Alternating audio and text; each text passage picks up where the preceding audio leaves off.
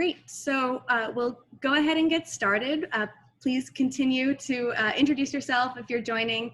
My name is Emily Vale. I'm the Executive Director of the Hudson River Watershed Alliance, and you are in our Stream and Buffer Protection webinar series, part 3 of 4. This workshop has been organized by the Hudson River Watershed Alliance and the New York State DEC's Hudson River Estuary Program, and sponsored by the Hudson River Estuary Program in coordination with NUIPIC. So thanks so much to the Estuary Program and NUIPIC for helping to support this work. The Hudson River Watershed Alliance is a nonprofit that works throughout the Hudson River watershed to unite and empower communities to protect their local water resources. And we do that through education, training, and networking through programs like this one, and also through our Watershed Roundtable that's pictured here. So today we are talking about protecting streams and their buffers. And we're talking about this in particular and devoting this 4-part webinar series to the topic because the area where land and water meet is a really dynamic space and really important for stream health, thinking about water quality, stream stability, flooding, habitat, and so on. And protecting buffers around streams can be really challenging, and there are a lot of different options for undergoing stream protection. So this webinar series lays out some of those.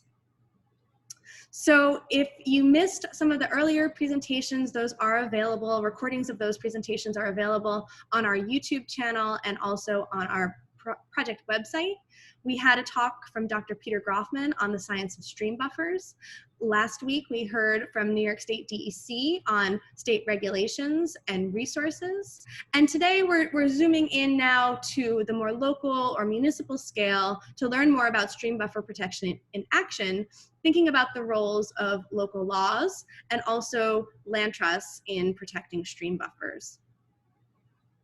So thank you again for joining us. And with that, I'm going to hand it over to Mark Carabetta from Milone and MacBroom.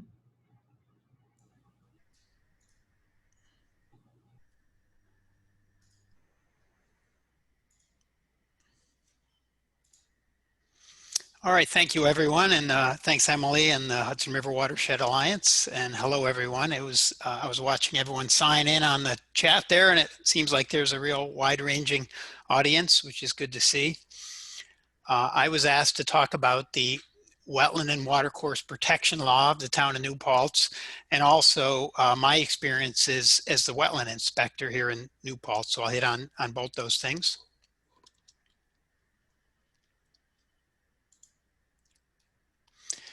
So here's an outline, and I think I have about 20 minutes or so to cover these items, and hopefully we'll have a little bit of time at the end for some discussion. So the Wetland and Watercourses Protection Law of the Town of New Paltz is found in Chapter 139 of the Town Code, Wetland and Watercourse Protection. And as I go through this presentation, I've copied some of the language from the code. The code's about 50 pages long, and I just tried to highlight some of the important things there that I wanted to emphasize. So the purpose of the law is stated as preventing the despoilation and destruction of wetlands, water bodies, and watercourses, and their associated buffer areas. And collectively, these are referred to as regulated areas, and I'll go through some of the definitions of those regulated areas. And the law regulates certain activities within those regulated areas. And the activities are fairly self-explanatory. I won't go into those too much. And one important aspect of the New Paltz law is that it is intended to be concurrent jurisdiction with the state and federal wetland protection. So it's not intended to supersede or conflict with it in any way. It's a concurrent review. And one aspect of the law is that it defines a wetland inspector. And this is an agent appointed by the town board to fulfill certain enforcement and permit processing responsibilities that are set forth in the code. And so the wetland inspector, since 2018, in June of 2018, our firm, Milone and MacBroom, has been retained as the wetland inspector for the town. our office is here in New Paltz, and we fulfill those duties mostly with two people. Myself, I'm a professional wetland scientist since 2000, and then I'm assisted in this wetland inspector role by Ellen Hart, who's an environmental scientist and planner who works with us here in this office.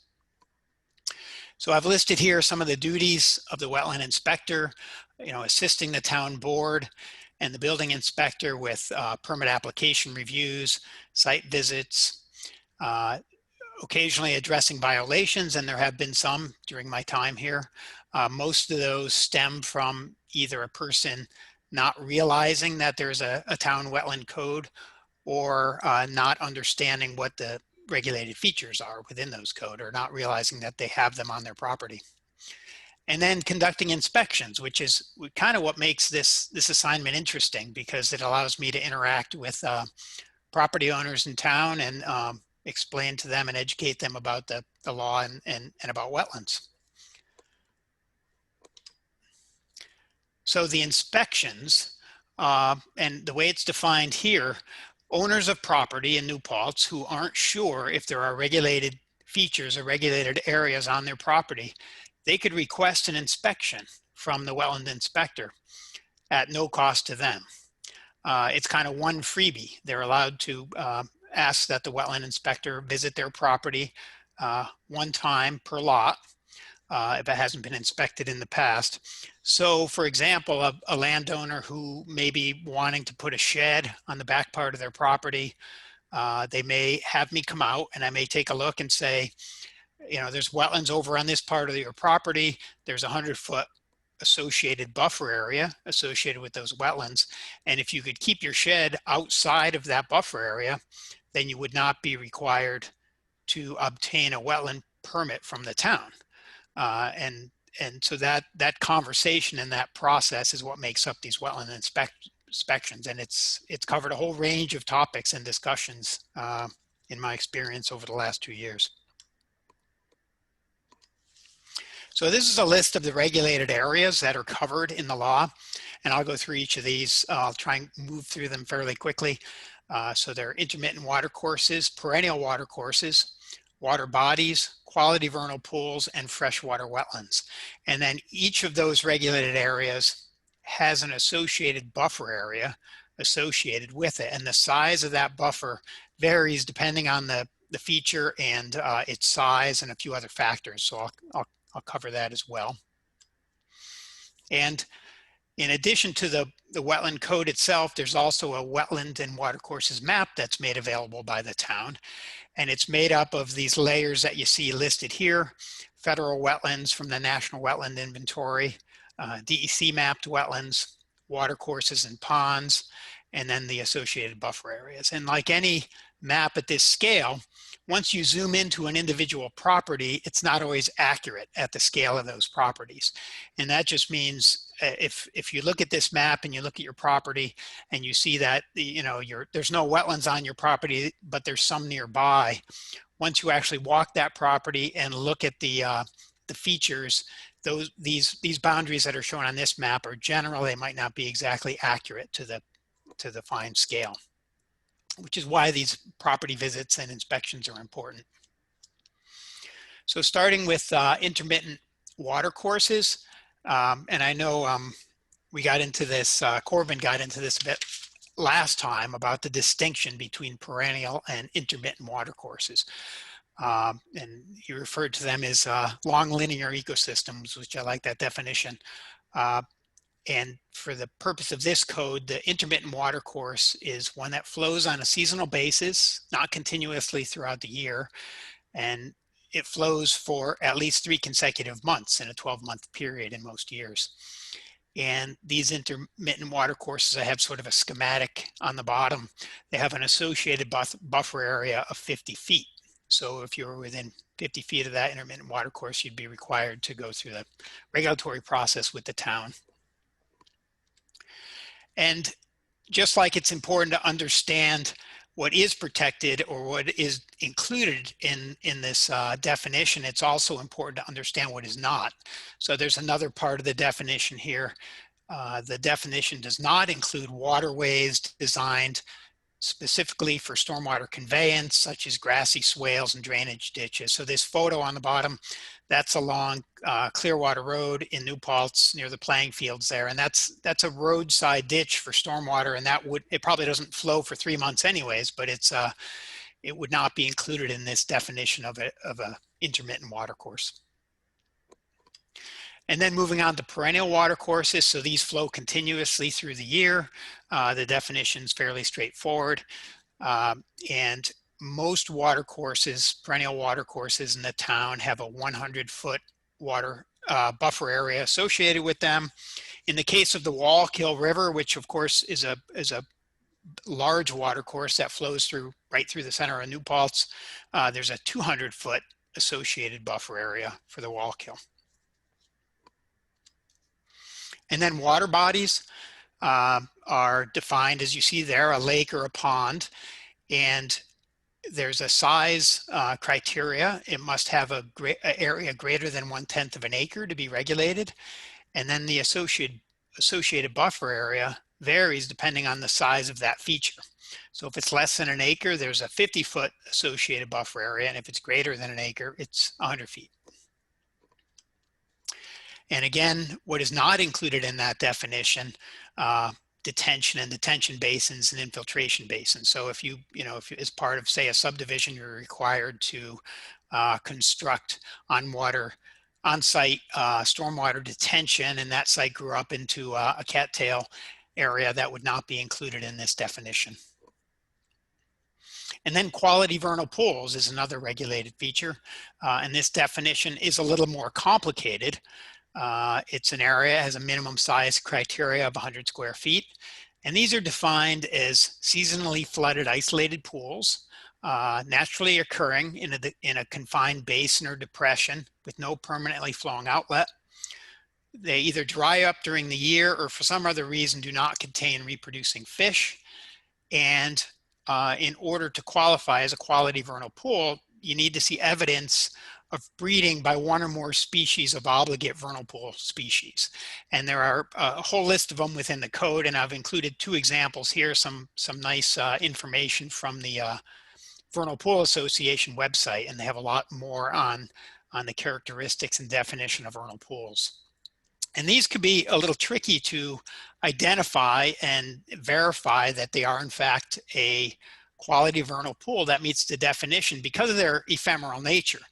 And these are photos of one vernal pool in my neighborhood. The one on the left is taken in the winter time or perhaps early spring, and you can see there's ice on it and it's flooded and there's no vegetation. And as you move into summer and fall, these dry up, they're ephemeral, and their hydro period is ephemeral. And once leaves come out on the trees and transpiration increases, they dry up very quickly. So it's kind of a race against time for those obligate vernal pool species to be able to complete their life cycle before it runs dry.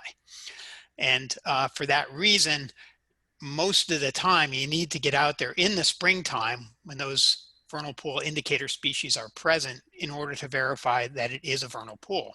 So in some cases, if one of these is identified on a property, we really have to wait until the springtime to be able to confirm that that actually is a quality vernal pool that meets that definition.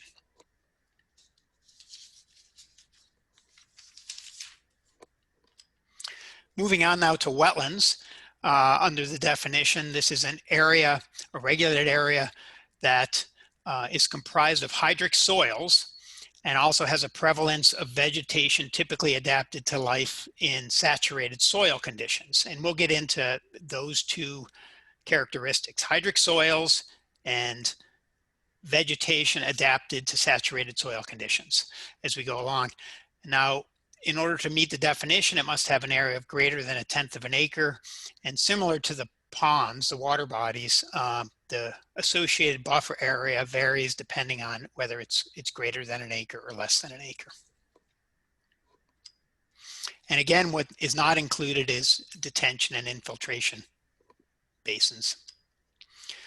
So a little bit about soils. I mean, soils, hydric soils are one of the features that are used to identify wetlands and delineate wetland boundaries. And if you see a wetland scientist in the field, they will frequently have a Dutch auger, as you see on the right there, that's used to collect a soil sample and examine the soil. Sometimes when I visit properties, people will see that Dutch auger and they'll think it's some sort of magical sort of dowsing rod that somehow detects wetlands, and it kind of is, but you need to have some knowledge in order to use it.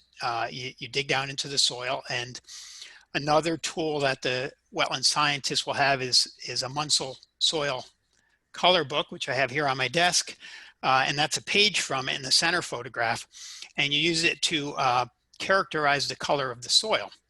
And on the left is a photograph of some hydric soil, and because it's exposed to anaerobic conditions, because it's flooded and saturated through the year, there is redoxamorphic features that develop in the soil. And this stands for reduction and oxidation, usually of manganese and iron, that takes place in the soil, and it results in concentrations and depletions of these minerals. So you see what's called mottling in the soil, which you see in the bottom right photo. You see those brown and gray flecks. That's called mottling, and that's an indication of hydric soils. And often hydric soils will have a low chroma. There's hue value in chroma, the different characteristics that make up the color of the soil. And as they go through that reduction and of those minerals, they end up having a lower chroma soil, usually in that 1 or 2 range. And that's another feature that's used to identify those hydric soils. And another sort of misconception that I hear sometimes during the wetland inspections is that you know, if I come out in the springtime or after some rain and the ground is wet, that the wetlands are going to be much larger than they are in the dry season. And the reason that that is not the case is because although the water in the wetland may change throughout the season, those soil characteristics take a long time to change when the hydrology of the wetland changes. So it's a pretty reliable and static feature of the wetland that doesn't change very much, or if it does change, it changes gradually over many years. So it really doesn't matter. It would be difficult to delineate wetlands when the ground is frozen and when there's no plants. But other than that, it really can be done any time of the year, unless you've got a vernal pool where there's certain obligate species that you need to verify are there. And then, of course, the other part, in addition to soils, that's key to identifying the wetlands, is the presence of hydrophytic vegetation. And these are, as the language in the code, vegetation typically adapted for life in saturated soil conditions. So how do you know that? You go and you look at the dominant plants that are there in the wetland. You might do a transect or a plot to determine which species are dominant. And then you use this publication or some version of it. This is put out by the U.S. Army Corps of Engineers. It's a national plant wetland list, and you could, using their website, you could customize it for the state of New York or for wherever your region is, and it lists all plants that are found in wetlands within your region, and each of those plant species has a rating associated with it that tells how likely that plant is to occur within a wetland. And it kind of works on this scale here. They range from obligate species, obligate wetland species, which pretty much the only time you find them is in a wetland. They almost always occur in wetlands, very few exceptions, greater than 99% of the time under natural conditions. And then that ranges all the way up to obligate upland species, which are pretty much never found in wetlands. And then in between, you've got those other categories. So each plant species has this code associated with it. So if you go into a wetland, and these are some recent observations of wetland plants I've made, you see the plants I've listed here, each one has the rating associated with it. And in this case, if you did an inventory and these 6 plants were the dominant plants, you see that they're all obligate wetland species or facultative wetland species. So that would tell you that you've got a prevalence of hydrophytic vegetation, and that based on the plants, you'd be in a wetland here. And you would also check the soils, and if the two concur, then that area would be considered a wetland. And I thank you for that. And I guess if we have time, I guess we could take any questions.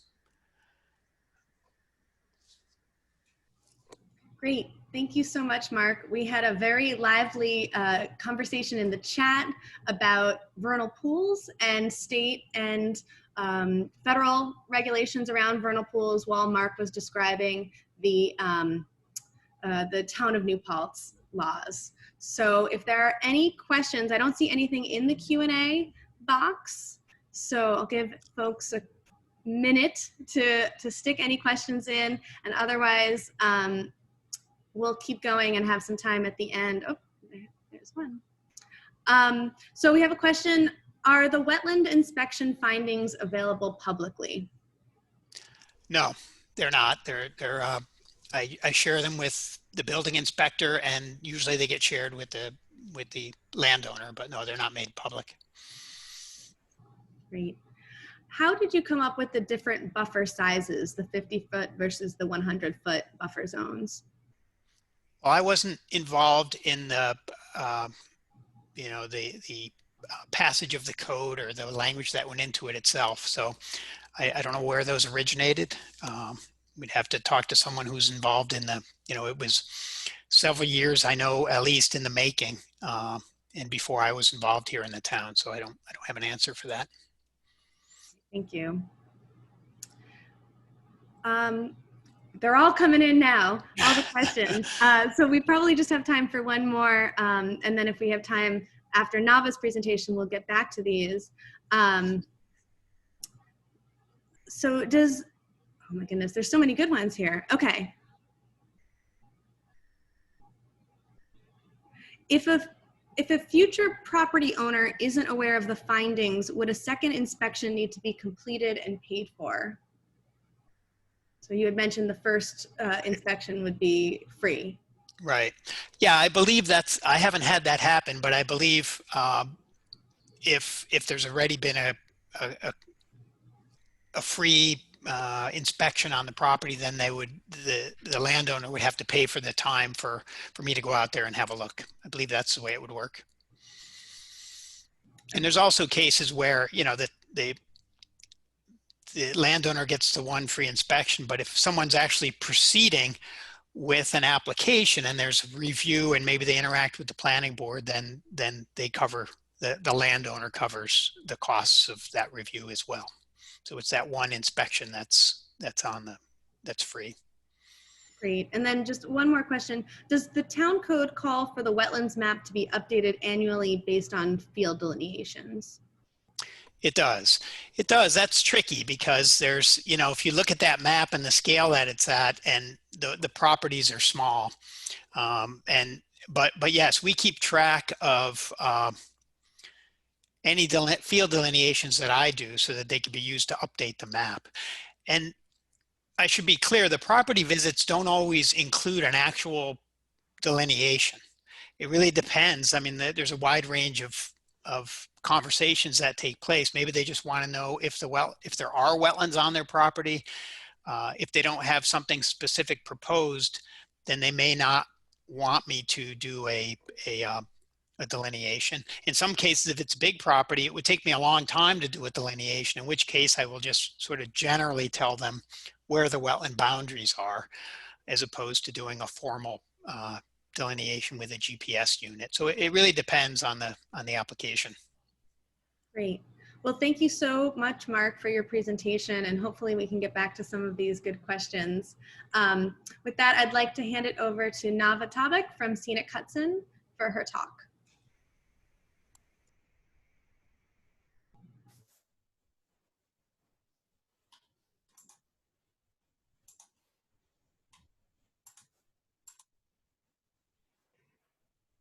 Hi, good afternoon, everyone, and thanks, Emily, for inviting me to give you a little bit of a perspective and some examples of stream buffer protection and restoration from a land trust perspective. I'll start out by introducing those of you who don't know Scenic Hudson to us. And the picture in the background here is Storm King Mountain. And Scenic Hudson was really born as an advocacy organization when a number of individual citizens got together to protect this mountain from a power plant, the mountain and the river ecosystem.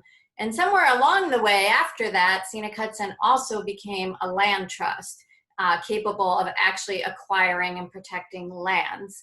So we're kind of a unique hybrid organization that may not be typical of your local land trust, but nonetheless, I'll try to give a land trust perspective that applies more broadly with some of my examples. But just to reiterate that point, every land trust has its own priorities. And so for Scenic Hudson, those priorities are largely around ecosystems and habitat and biodiversity conservation. They're about conserving working farmlands, about protecting water resources, providing recreational opportunities and access to the Hudson River for all people, and increasingly also around climate resilience and mitigation. But even these photos really reflect my bias as an ecologist and biologist, and it's also kind of hard to show a photo of climate mitigation or of some of the other work that is done within Scenic Hudson. But I think that protecting water resources is a very, very common type of priority for other land trusts. So this is not at all unique to Scenic Hudson. This map here shows the 10 counties along the Hudson River estuary, and that's primarily where Scenic Hudson works to conserve lands. And there are organizations with much larger geographic areas, but many, many organizations with smaller geographic focus areas, and also smaller lists of priorities. They may be focused on historic preservation in one town, for instance. So I encourage you, if you're not familiar with land trusts or with your local land trust, to use this Land Trust Alliance locator tool that you can kind of look up who's working in the land trust world in your area. So I want to talk a little bit about the sort of traditional tools that land trusts have for conserving land and give you some examples of how we've applied those conservation tools to streams and stream buffers. And so for many of you, this is, I know, going to be information that you know, but I think it's worth letting everyone know about these tools. The first one is fee conservation. It's kind of a jargon term in land trust work for the lands that we actually own outright. Sometimes people think these are public lands, but technically they're not. They are owned by us, the land trust. These are our parks and preserves that many of you know, but oftentimes there's also chunks of land that you may not know about because we don't advertise them. Maybe there's maybe they're landlocked and there's no access, or maybe we protected them because of a rare species. So all of these are our fee lands. And then in contrast, there are conservation easements. So these are legal agreements that are permanent and perpetual on privately owned lands, where the landowner is essentially giving up some of their development rights, and the land trust, or sometimes it's a government organization, actually owns those development rights and has to make sure that they remain intact and unused. So each conservation easement is customized and restricts certain types of development in certain areas. And usually these are not prescriptive. These tell people what they can't do, but they can't really force people to do things. And this will come into play as we talk about restoring buffer areas around streams. It may surprise you to know, if you're familiar with Scenic Hudson and our parks, our many parks and preserves, that we actually have protected more land and hold more acres in conservation easement protected land than we do in fee. These numbers change over time. They're always in flux as we add more, and sometimes we transfer land to state parks, for instance. But you know, almost 2/3 of our portfolio is actually conserved in these easements. So for each fee and easement category, I'd like to talk a little bit about how we first protect these buffer areas and the streams themselves, and also how we work to restore those that are in need of restoration. So in terms of protection, you know, different land trusts have different tools to prioritize where we conserve lands and where we try to actually acquire those lands in fee. And that's because we usually, none of us have enough resources to acquire all the lands we would like to acquire. We use relatively sophisticated prioritization methods. This image is from our Hudson Valley Conservation Strategy, which is, you know, a pretty sophisticated model. But streams are taken into account within this model as a priority in terms of their habitat, in terms of being features that help to connect the landscape. As it's been said multiple times, there are these long linear ecosystems. And also for their climate related features in terms of flooding and their resilience to climate change. When we find a property that we'd like to protect, we look at the existing map resources that have been detailed in the previous webinar in this series to see the stream resources. And then as that acquisition project progresses, we get on the ground and get to look at the property, and we do our own mapping in great detail of all of the habitats on the properties, but also streams. So that's where we start getting more into streams that don't show up on those coarser maps. And we, you know, you can see here in this image some of the dotted streams that are tiny little intermittent streams. So we have a pretty good sense of what we're protecting as we go into these projects. And I'll just say, with all the fancy prioritization that we can do, we also sometimes are just opportunistic. And one of my examples today will be about one of these properties that maybe doesn't show up in our prioritization, but we recognize was a really important stream and buffer area. And then in terms of restoration, we are like a private landowner where we can choose to usually restore by way of revegetating. And we are very big fans of the Trees for Tribs program and have worked with Beth Ressler and her team for many years now, and have done a lot of planting projects like the one that has some pictures here. This is at our Chopinique Ridge in the lower area, and on the picture on the right, there's a tributary to Black Creek that is just off of the picture there. But oftentimes, you know, like in this project, we were also using this to try to shade out some mile-a-minute vine that is infesting this riparian area. So we often have multiple, you know, objectives, and again, that's part of our prioritization because we have many, many areas and fewer resources than there are areas to do these types of plantings. But I highly recommend Trees for Tribs as a great program to partner with. Being Scenic Hudson and working along the shores of the Hudson River, we also kind of have these special case of riparian buffers, and those are those that are on the Hudson River's shores. Oftentimes we are restoring along these areas because of erosion issues having to do with this big river and its great force. And those tend to need to be a little bit more engineered than just planting. And so I'm showing a schema here and some work that we'd undertaken in eroding shoreline in the town of Esopus in one of our preserves. But it's interesting also to think about the river, and sort of buffer functions are a little bit different in terms of, if you think about, you know, revegetating so that the vegetation cools the water. You know, there's some functions that don't work in the Hudson River, but there are other functions that do work differently. You know, being able to provide habitat is a function that works on both the small stream and the large river scales. Here's another example of a Hudson River shoreline restoration. This is also from Esopus Meadows. Before and after here.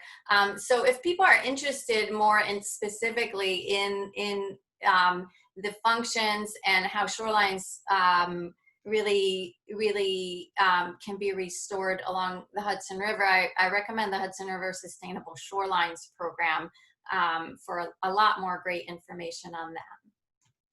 And, you know, the final example I want to give about restoring our fee-owned lands has to do with our Mawignack Preserve, which is in Greene County. This is a property that is shown there in a yellow outline that we acquired in 2016.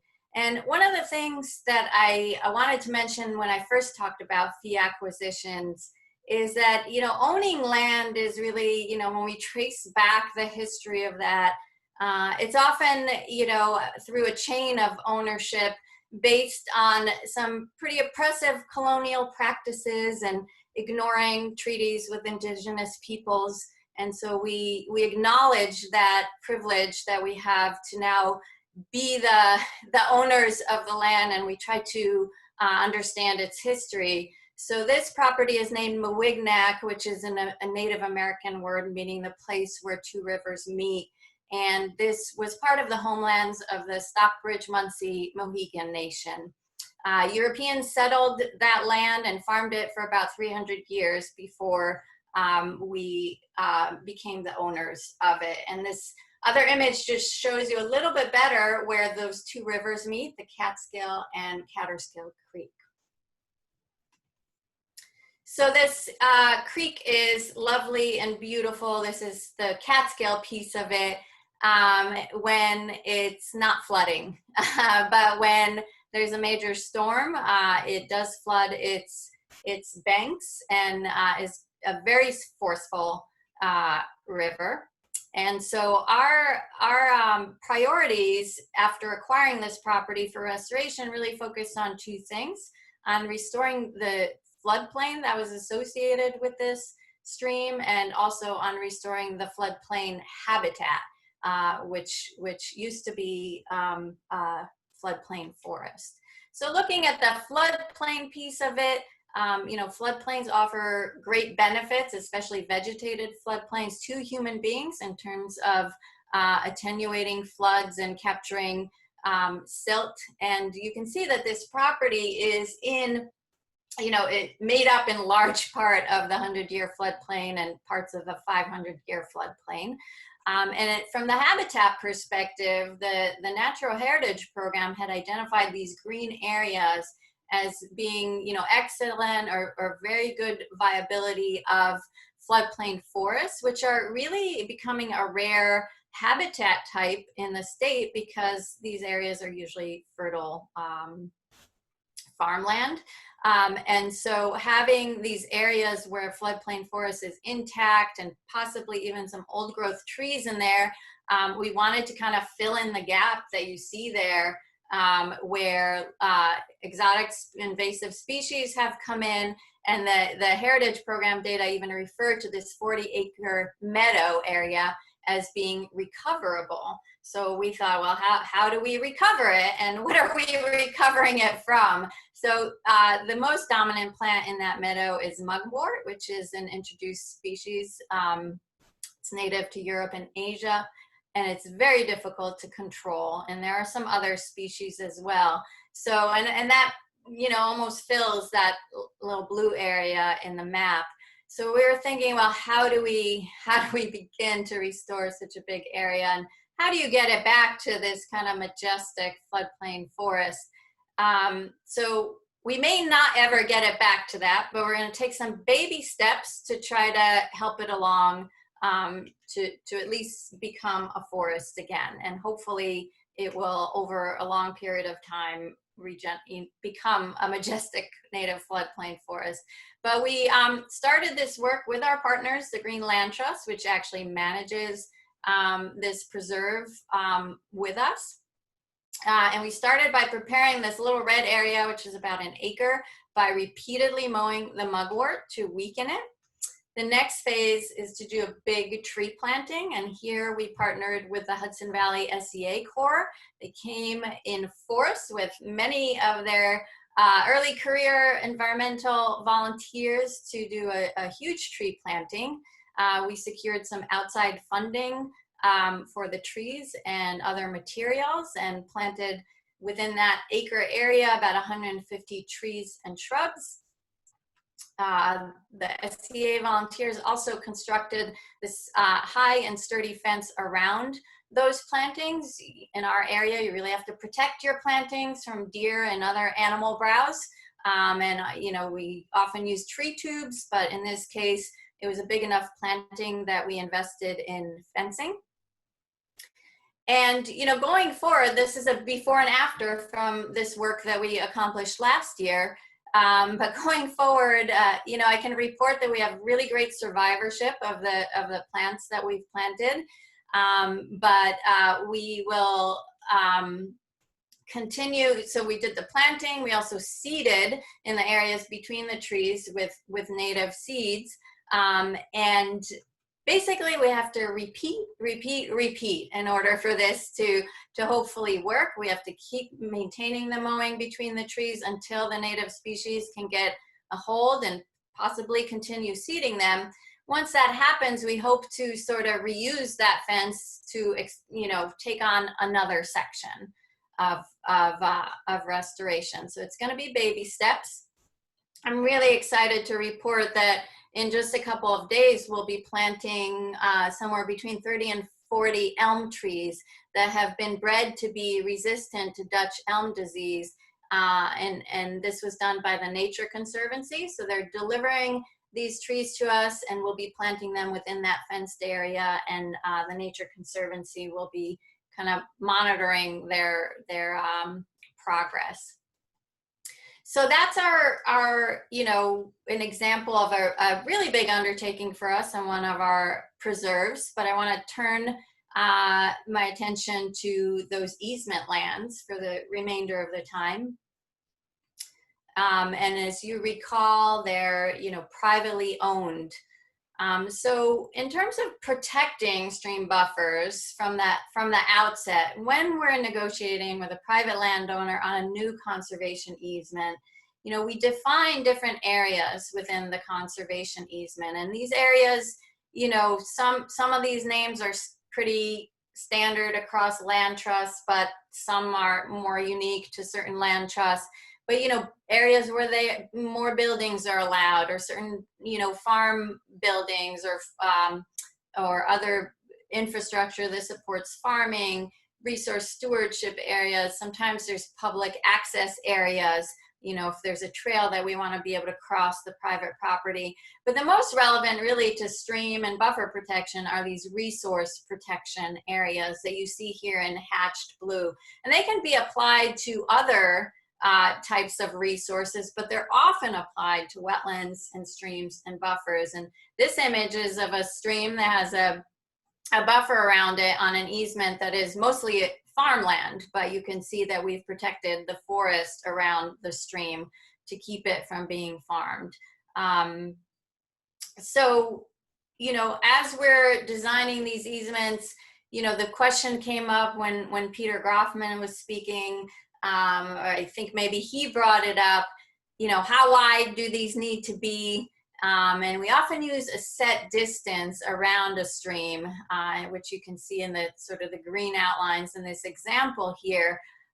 But we know that these set distances are not ideal. They make it maybe a little easier for us to monitor these easements, but they're not ideal. And so we're moving more and more to design our easements to be looking at site-specific conditions. And I don't have the topo lines on this example, but, you know, the green area shown now is actually the floodplain of the stream that runs through this property. And so, you know, if we can, through the negotiation, protect more or a different shape that makes more sense, that is the approach that Scenic Hudson is taking now, and I think other land trusts as well.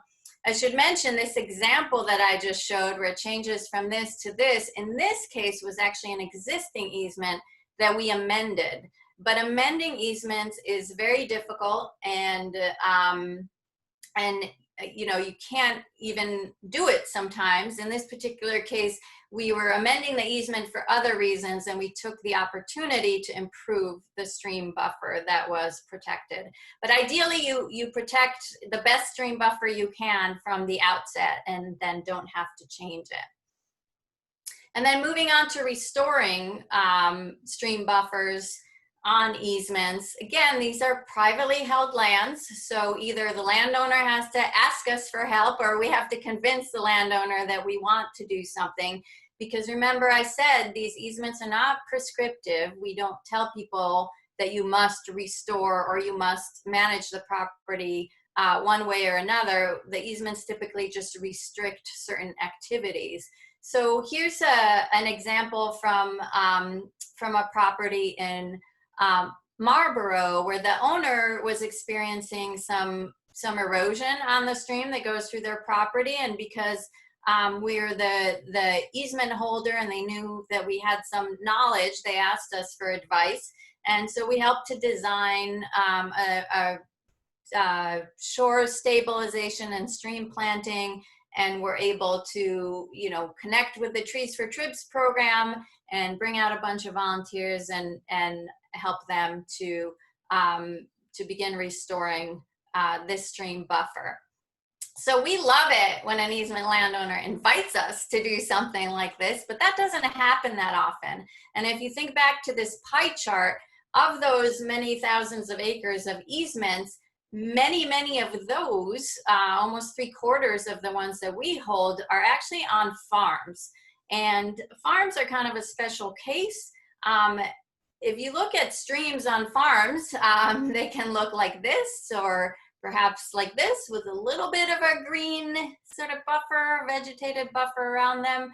Sometimes they've been ditched, and I'm not picking on any particular farm here. I actually couldn't tell you where this is. I kind of randomly looked at an aerial photo and picked a spot. It's that common of a phenomenon. And when you look on the ground, you know, it's often just, you know, mowed or hayed or planted all the way to wherever that water feature is. On the right-hand side, that's actually the edge of a farm pond, which often look like this. And so there's just tremendous, you know, there's no lack of opportunity of where you could restore stream buffers, but there's this other use where farmers are maximizing their farmland and don't want to give up any areas. I'm generalizing here, but there's a cost to them to give up areas to just have trees regrow. So, you know, here's another example of a, you know, you can see a farm easement where, again, in the green lines is where there was a set buffer just put around the stream running through there, but there's no prescribed activity there. There's just, you know, probably, you know, not allowing certain activities, but and you know, if we keep farming out of those narrow buffers, then they may revegetate on their own. So we have had some success working with farmers to say, hey, can we come on your property and can we help restore certain areas? In the image on the left, you know, it's just to give you an idea, there's this negotiation of how much land, again, are they willing to give up, and where can they let trees grow back. But like I said, we've had some success around that, as shown in the picture on the right, again, in partnership with the Trees for Tribs program. And finally, before I wrap up, I just want to mention that I've really focused on the traditional conservation tools that land trusts use, but more and more land trusts are doing what we call in our circles community conservation, which does not necessarily depend on owning any real interest in the property, but it's more working with local communities to address their needs as they relate to open spaces. And so, you know, this is really outside of my league, and other colleagues of mine at Scenic Hudson lead these efforts, but I wanted to mention, for instance, you know, more urban streams and work that various partners have been doing and that we have joined around, for instance, the Fallkill Creek in Poughkeepsie, which you can see is a highly impacted stream, and that runs, you know, right through the heart of the northern part of Poughkeepsie, and thinking about how to make that place, you know, instead of hiding that creek and sort of having it be a dumping ground, making it a welcoming feature, a feature that helps human communities, teaches and residents how to value some of these streams. And, you know, in some cases, so this is just a visual, you know, sort of design simulation of how a section of the Fallkill could be redesigned. And so, buffers can be part of those designs, but really the focus in these more urban areas is on the water quality and about, improving public spaces for the people living in the neighborhoods along these. So I just wanted to mention that piece of land trust work. So in closing, I just encourage you to get to know your local land trust. And remember that there are incredible restoration and acquisition opportunities, but we rely on private landowners and we rely heavily on volunteers. So we welcome your assistance in any way that you can. Thanks.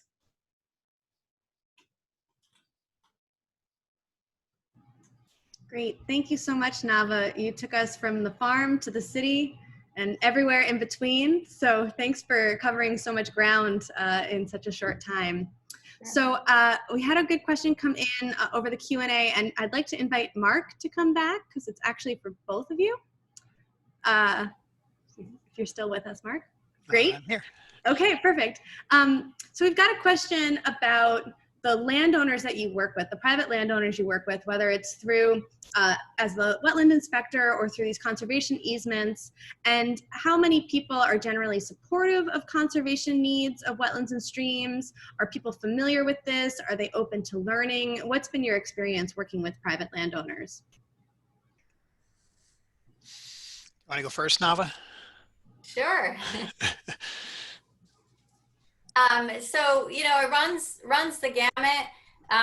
Usually the easement landowners, these are agreements that start out as voluntary. We can't compel anyone to either sell or donate a conservation easement. So those folks are usually, pretty conservation oriented. They may be surprised during the easement design process at what we value and how we would like to design the easement. And so, like I said, it becomes a negotiation process. But by and large, people, because they're approaching us or in the case of farm areas, we do approach people, but, oftentimes their farm neighbors already have easements. They know what this is about. And it comes down, again, especially with farms, more about a negotiation of how much they feel they can afford to give up from the production areas. But we, just because of the nature of that conservation versus, I think, what Mark's work, people are pretty receptive and knowledgeable. And I would say people, when I, with respect to the wetland law, when I meet with people on properties, several times I've had people say they really want to do the right thing with their property. It's usually they need clarification. They're, generally people know a wetland when they see one, but they don't know some of those finer points that I talked about, where exactly the boundary is, or they may not, they haven't looked at the wetland code, may not understand all the details. So they usually appreciate that there's someone who will explain that part of it. And as I mentioned in my talk, usually the violations aren't malicious. It's people who weren't aware that there was a regulation or didn't know there were regulated features. So I find people are generally supportive. Great. I would just add one thing about the easements, that because easements do run with the deed and so the landowners can change, that's kind of where we start running into more issues. You have a new landowner that they didn't choose to and help design that easement. They may not even be very clearly aware of its restrictions, and that's where it starts getting a little tricky. But most landowners are excellent land stewards, so it usually works. Great, thank you. We had a question come in on the chat around extreme weather events, and wondering if you each had any thoughts on this, how buffers for streams and rivers might be reconsidered in the time of extreme storm events. Well, we're going to have to. The FEMA, the FEMA defines areas around streams, usually determined by the 100-year flood, but it doesn't prevent people from developing in those areas. It just has certain requirements where you have to elevate your first floor above the base flood elevation and that sort of thing. But it really doesn't prevent people from developing in floodplains. And as we've seen recently, we get floods that are greater than the 100-year flood on a greater frequency than we have in the past because of climate change. So we're going to have to find ways to, I mean, it ends up being not just a matter of, you know, is it environmental protection, but just in terms of people's homes getting destroyed in floods and real, you know, risk. So, yeah, we've got some challenges to address that.